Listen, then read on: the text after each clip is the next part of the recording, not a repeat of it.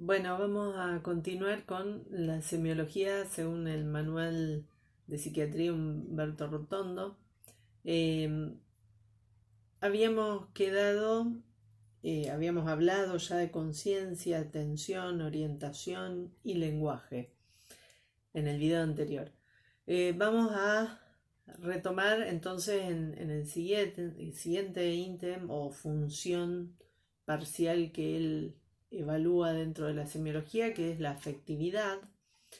Dentro de la afectividad, bueno, describe las que también Henry A nomina como afectos expansivos o depresivos. Él habla directamente de alteraciones de la afectividad en el sentido de la angustia o la ansiedad, tristeza, depresión, alegría, manía, apatía. La habilidad emocional, bueno, a mí lo que me interesa es reparar en dos ítems que por ahí son importantes a tener en cuenta porque se suelen presentar y no están tan descritos en otros espacios. Uno es la anedonia, o sea, la anedonia, A-N-H-E-D-O-N-I-A. Es la, digamos, incapacidad para experimentar placer. Esto es patognomónico en la depresión, es decir, la imposibilidad de disfrutar. De hecho, muchas escalas que evalúan depresión preguntan si uno no siente que es capaz de disfrutar de cosas que antes disfrutaba. Es decir, la anedonia, esa gran dificultad para experimentar placer, para poder disfrutar de cosas que solíamos disfrutar, es un signo muy propio, digamos, de los estados depresivos, por ejemplo. La alexitimia, es decir, es esta imposibilidad de expresar las emociones. O sea, hay personas que realmente tienen una importante dificultad en exteriorizar sus estados emocionales. Recordemos que en la infancia, o sea, que no nacemos con esta capacidad de verbalizar, de poner un nombre, de identificar y verbalizar nuestras emociones, sino que es algo que vamos desarrollando. De hecho, en la infancia es importante ayudar a los niños a poner un nombre a eso que sienten. Bueno, muchas veces se llega a la vida adulta con grandes dificultades para poder expresar las emociones y los sentimientos, lo cual a su vez trae un montón de problemas de pareja, es decir, cuando se trata de sentimientos y demás, pues genera, dificulta los vínculos afectivos en general y los sexoafectivos en particular. Insisto en que yo me detengo nada más en lo que difiere de lo que ya han visto, ¿no? No vamos a repetir todos los signos y síntomas que hemos visto por otro lado. Las alteraciones de la percepción, en este manual las enumera de alguna manera por intensidad, por cualidad, y habla de lo que llama pseudopercepciones, no las pseudoalucinaciones a las que refiere Henry A. Henry A, dentro de las alteraciones de la percepción, habla de la propiamente dicha, es decir, las alucinaciones sensoperceptivas, es decir, y las pseudoalucinaciones. A no confundir que en este manual de Rotondo habla de pseudopercepciones, dentro de las cuales incluye las alucinaciones, en el mismo sentido que Henry A y que toda la psiquiatría, digamos, que es la percepción sin objeto. Las ilusiones, digamos, que son las percepciones distorsionadas de un objeto real, y las paraidolias. Paraidolia es, digamos, una percepción, pero una percepción distorsionada en base a, por ejemplo, una imagen, o sea, a formar imágenes reconocibles, identificables en general de rostros o de formas humanas o animales, en manchas, en nubes, o sea, cuando el típico ejemplo, cuando uno ve una nube y dice, ay, mira, parece una ovejita, un perrito, qué sé yo, o ves una mancha de humedad en la pared y decís, parece un rostro, o sea, o el tramado del granito en las baldosas o en las mesadas, que a veces parece que formase una imagen de un rostro o algo. Bueno, eso se llama pareidolia. Una cosa es que todos alguna vez experimentemos paraidolias, es decir, que experimentemos esta percepción de figuras, digamos, de patrones que refieren, reconocibles de una figura humana o animal o lo que fuere, en una mancha o digamos, en un tramado visual que es accidental, que no refiere a eso. Y otra cosa es que esto nos ocurra todo el tiempo y que veamos esas caras y esas cosas. O sea, siempre decimos, ¿no? O sea, para hablar de patología, esto tiene que ser significativo en la vida de esa persona. Bueno, eso en cuanto a lo que difiere en la percepción. Y después habla del curso de pensamiento, o sea, las alteraciones del curso de pensamiento.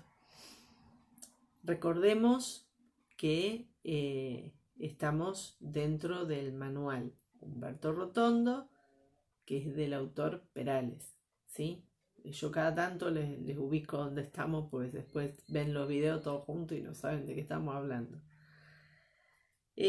Bueno, decía que entonces en las alteraciones del pensamiento habla de alteraciones del contenido, que esto es una cosa interesante. Habla de alteración delusional, es decir, delusión. Fíjense que cuando hablan, si encuentran la palabra delusión o alteración delusional de contenido, estamos hablando de delirio. Digo porque, porque no siempre saben que se pueda llamar de esa manera. Me parece interesante porque este autor lo incorpora de esa forma. Entonces, alteraciones de contenido delusional, o sea, delirios, pensamiento obsesivo, fóbico e ideas sobrevaloradas. En otros videos habíamos hablado de esto de la idea obsesiva, la idea sobrevalorada y la idea delirante en cuanto a alteraciones del contenido del pensamiento. O sea, lo repito por las dudas, si se acuerdan, decíamos que en la idea obsesiva hay un alto insight, o sea, una alta conciencia de enfermedad. En la idea, o sea, y es egodistónico el contenido de ese pensamiento intrusivo que se experimenta en la en la idea obsesiva. En la idea sobrevalorada, el insight es medio, y en la idea delirante hay un insight nulo, o sea que es egosintónica ahí. Bueno, esto ya lo habíamos charlado, pero por las dudas lo vuelvo a poner en contexto desde la mirada de este autor. Bueno, después habla del curso de pensamiento, la progresión, que esto también, digamos, el pensamiento lentificado o inhibido, que Henry habla de lo llama bradipsiquia, el pensamiento acelerado y con fuga de ideas, que es la taquipsiquia. Por supuesto, la taquipsiquia se suele dar en la manía, la bradipsiquia en la depresión, claramente. La disgregación o la incoherencia, digamos. Circunstancial y bloqueo o interceptación del curso de pensamiento, es decir, cuando se producen bloqueos o cuando es muy vulnerable a las interferencias. Después, desde el punto, otra clasificación que hace de las alteraciones del pensamiento, ya hablamos de contenido, de curso o progresión del pensamiento, y habla de formal o intrínseco, es decir, dentro de lo que llama pensamiento esquizofrénico, pensamiento demencial, los neologismos, o sea, estoy viendo acá que no hay mucha novedad en cuanto a eso. No. Deficitario oligofrénico, es decir, de qué manera se puede presentar, digamos, alterado el pensamiento, la forma de procesar la información en cada una de las patologías. Y fíjense que cuando hablamos de esquizofrenia, de pensamiento deficitario o oligofrénico y de pensamiento demencial, es la esquizofrenia con sus neologismos, digamos, y por lo tanto con una forma de construcción, digamos, de vínculo con la realidad muy particular, autística. Cuando hablamos de esto, estamos hablando de alteraciones de pensamiento que Henry las sitúa, lo mismo que el delirio, en lo que él organiza como un tercer plano de semiología de la persona, del sistema permanente de personalidad. Como acá no está organizado en plano, ustedes van a encontrar esto dentro del curso de pensamiento, ¿sí? O sea, es lo mismo, pero ubicado de otra manera. Y después, ¿qué más tenemos? Bueno, la inteligencia, que es otra de las funciones parciales que evalúa. Lo mismo, acá vuelve a hablar de retraso o deficiencia mental y demencia en cuanto a las patologías en donde los signos y síntomas que se presentan en patologías donde hay un compromiso cognitivo muy importante. Nuevamente, demencia y oligofrenia, Henry las sitúa, digamos, en el tercer plano de alteraciones del campo de la personalidad. Después habla de las alteraciones de la memoria. En ese sentido, las divide en cuantitativas y cualitativas.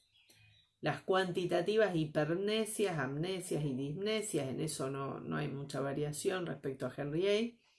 Y las cualitativas, las paramnesias, en donde ahí incluye el déjà vu, o sea, lo ya visto, lo jamás visto, esto que Freud mismo describe como vivencias, como lo ominoso, ¿no? Lo siniestro, que son alteraciones del reconocimiento, digamos, de las escenas en el tiempo. Entonces, en el déjà vu es esta cosa en donde se mezcla la percepción, digamos, con la memoria, y entonces nos parece que esto ya lo vivimos, y vos decís, no, bueno, lo estás viviendo, pero eso se ingresa como información de recuerdo, algo que en realidad es una percepción.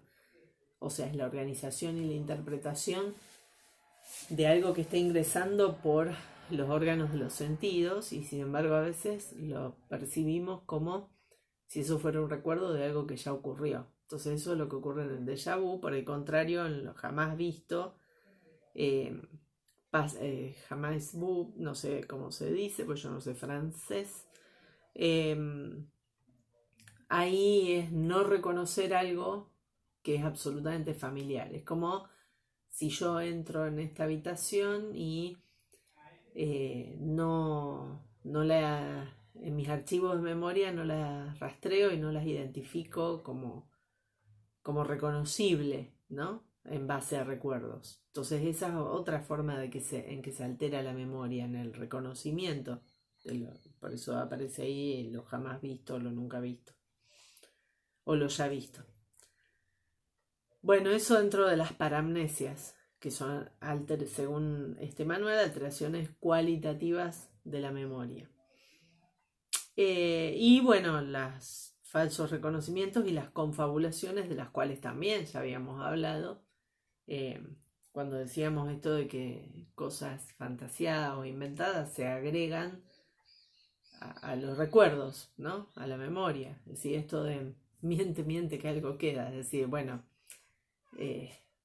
más allá de la cuota de humor, es esto de que aquella fabulación se incorpora al capital de amnésico, o sea, al capital de recuerdos, como si hubiera ocurrido. Bueno, después habla de alteraciones de la acción. Y dentro de lo que serían alteraciones de la acción, habla también cuantitativas y cualitativas. Acá ubica la agitación, el estupor, la inhibición, que Henry la sitúa dentro de lo que es lo psicomotor. La abulia, digamos, y la hipobulia, es decir, bueno, como esta cosa de las dificultades en la voluntad, ¿no? Para poder emprender una acción que esté disminuida o que no esté, cuando hablamos de abulia. Entonces piensen que a veces uno pide, digo a veces, terapéuticamente por ahí se pide, o en la vida cotidiana, la gente dice, pero si le pones voluntad, lo puedes hacer. Bueno, pero alguien que está padeciendo de un cuadro depresivo, por ejemplo, no podemos contar con su voluntad para hacer algo, más allá que no tenga motivación. Porque si no estamos ignorando estos síntomas, ¿no? Y es como pedirle peras al olmo, es decir, pedirle algo para lo cual lo dejamos en una condena a la frustración, porque es propio de lo que le está ocurriendo, que eso no lo puede hacer. Bueno, y dentro de los cualitativos hablamos alteraciones de la acción. Dentro de los cualitativos habla de los impulsos, de del negativismo, de la obediencia automática, las reacciones en eco, sí que sería como ecolalia en el lenguaje, pero el eco en el comportamiento, digamos. Bueno, y después las alteraciones de la conciencia del yo, en donde no hay gran variación en relación a Henry A. Alteraciones del hambre y del apetito, que tampoco, digamos, lo mismo que las del sueño. Nosotros no nos vamos a detener tanto. Después por ahí voy a ver puntualmente qué sería lo que más nos interesa ver de eso que no lo tiene tan trabajado. Si bien Henry A. lo incluye dentro del primer plano de la semiología del comportamiento, de las conductas cotidianas, digamos, pero muy por arriba. No tengo presente en este momento si aporta alguna singularidad que no haya mencionado Henry A. Así que en todo caso después, si encuentro algo que valga la pena en relación a eso, que valga la pena mencionar, digo, más allá de lo que lean, hago otro videito porque este ya está muy largo.